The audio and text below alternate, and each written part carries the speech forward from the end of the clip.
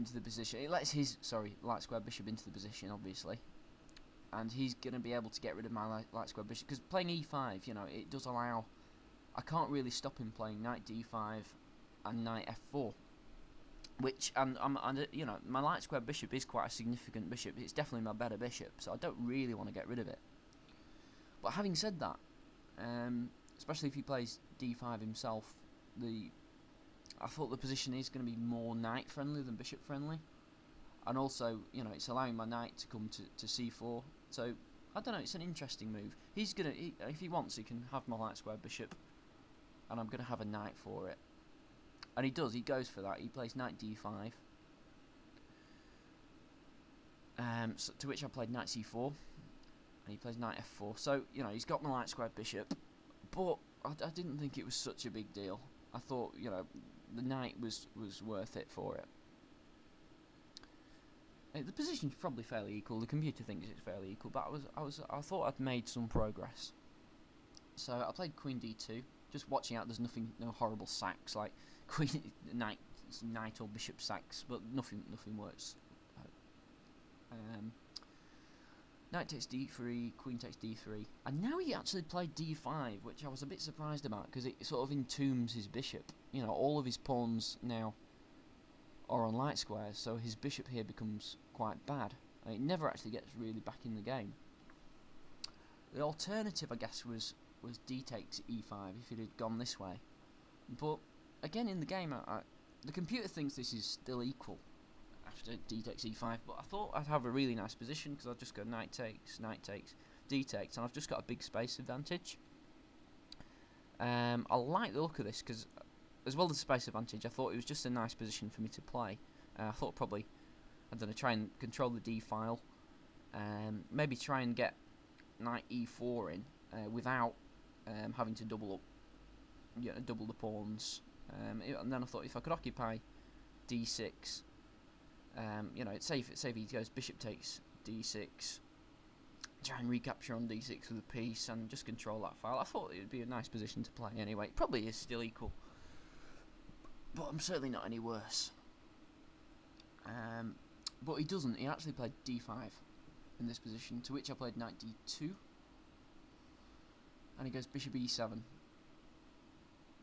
And I had to think for a while, and I played f4.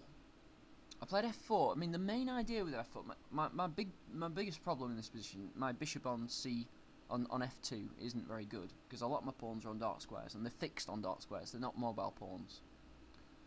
And with f4, I'm actually putting another pawn on a dark square, which makes my bishop even worse. But I was hoping to be able to play knight f3 and bishop h4, and maybe try and exchange this bishop off.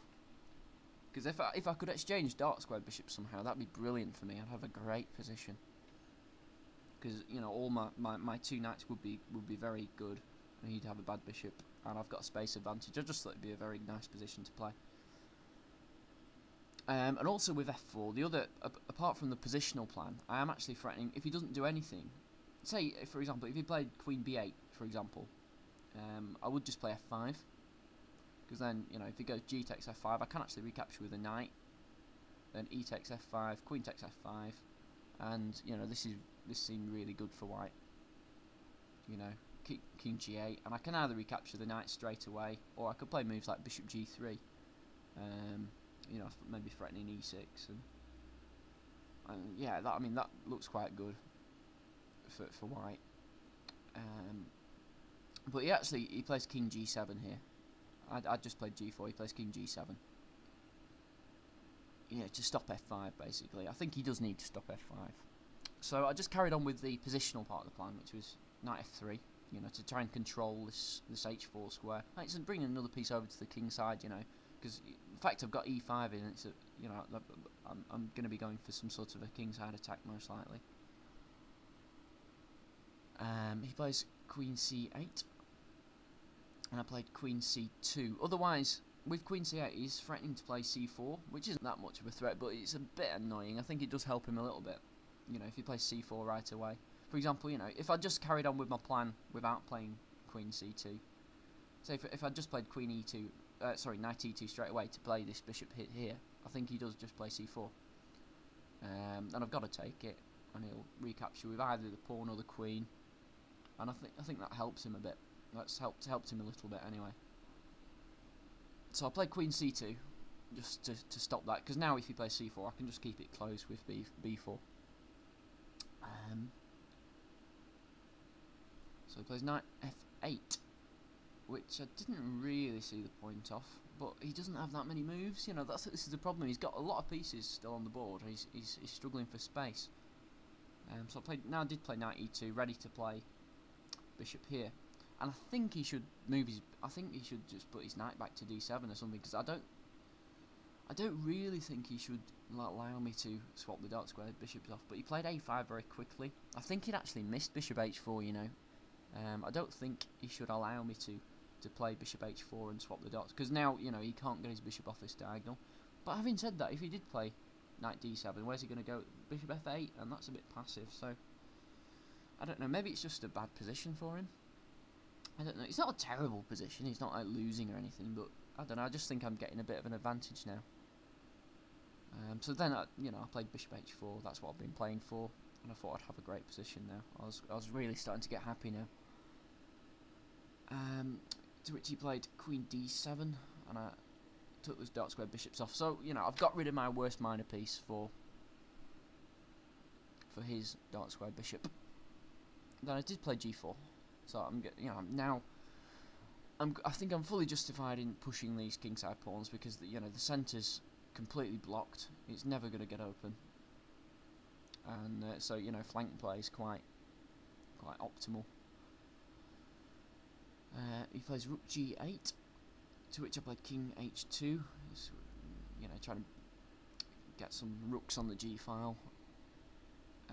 Just slowly build up a kingside attack, really. I didn't think there was a great rush, because there's not much you can do. He plays King G8. I played Knight G3, Bishop C8. Again, his bishop probably wants to be on A6, and it's not a terrible bishop, actually. If he plays Bishop A6 at some point, it is quite a nice diagonal, I suppose, this. But I still don't think it's worth a knight. I played Rook G1, just building up. Queen C7 was played, and I played Queen D2, just eyeing up this H6 square. If he doesn't do anything, I just play F5, and Queen takes H6 would be a nice checkmate. Well, it wouldn't quite be checkmate, but because he'll block with Knight H7, but obviously he's not going to allow me to take that pawn, so he plays King H8. And I played H4. Queen D8 was played. And I actually played Rook G2 now. I thought it was a flexible move. I've got the option of doubling up rooks on the G file, or maybe playing King to H1 and maybe swinging to G2. Sorry, to H2. My friend Stephen Jones actually suggested, just not with any great analysis, just after the game, maybe C4. And I never liked this move all the way through the game, so I kind of stopped looking at it. And the computer doesn't think it's a good move here, so I'm not convinced it is. But just the principle, I mean, he's got one weakness. I've got a big space advantage, and basically, probably my style a bit in chess, when I've got a weakness to work with, I do tend to just batter and batter and batter this weakness. But usually you do actually need two weaknesses to win a position. So the idea, I think, with a move like C4 is to,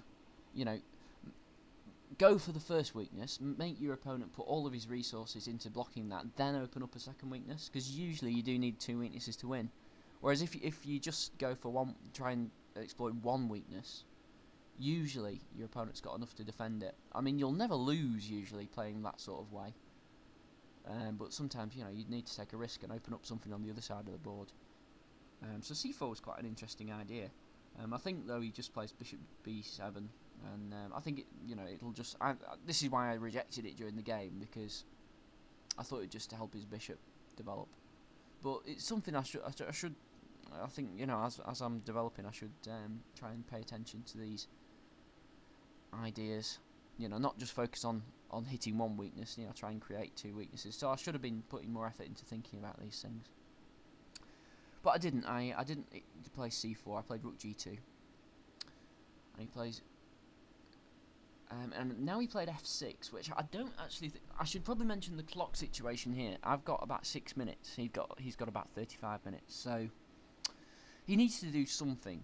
Otherwise, he's probably going to get overrun on the king side. And, you know, in that way, f6 is probably... I don't think f6 was his best move, but it's probably a good practical move because it's creating, you know, some play for him. And I don't think... Well, I actually played g5, which...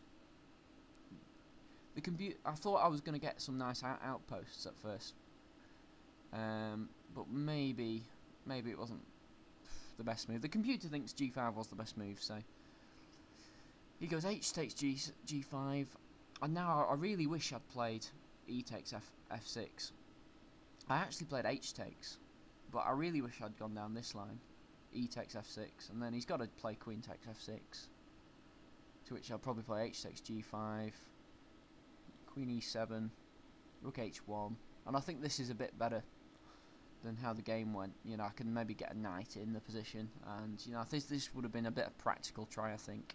Although the computer reckons the line I played was just as good, but I don't know. I'm not convinced. I think it's a bit too blocked up because I actually went h takes g5 and we had this position, which allows him just to play f5.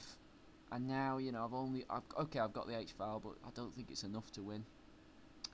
I mean, I played rook h1, king g7, king g1, knight d7, and all the time, you know, I haven't really got enough time on the clock to capitalise. Rook hg2, rook h8, rook h6, rook eg8, queen h2, rook takes, queen takes, king f7,